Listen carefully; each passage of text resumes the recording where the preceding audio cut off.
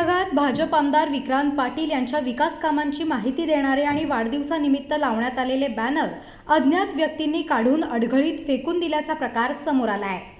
सकाळी हा प्रकार निदर्शनास आल्यानंतर कार्यकर्ते आणि नागरिकांनी तीव्र नाराजी व्यक्त केली असून परिसरातील राजकीय वातावरण तापले आहे। आमदार विक्रांत पाटील यांनी नेरे आणि परिसरात रस्ते, पाणी पुरवठा तसेच विविध पायाभूत सुविधांच्या माध्यमातून विकास कामांचा वेग वाढवला आहे। त्यामुळे त्यांच्या वाढत्या लोकप्रियतेची भीती किंवा राजकीय मत्सरातून हे कृत्य घडवून आणले गेले का, अशी चर्चा आता स्थानिक पातळीवर रंगू लागली आहे। या घटनेमागील नेमके कारण काय याबाबत विविध तर्कवितर्क लावले जात आहेत। दरम्यान या घटनेनंतर आमदार विक्रांत पाटील कोणती भूमिका घेणार याकडे सर्वांचेच लक्ष लागले आहे।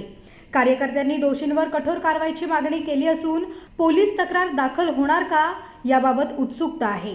मात्र बॅनर हटवून किंवा फेकून देऊन लोकप्रतिनिधींबद्दल जनतेच्या मनातील विश्वास कमी करता येत नाही, अशी प्रतिक्रिया स्थानिक नागरिकांकडून व्यक्त होत आहे।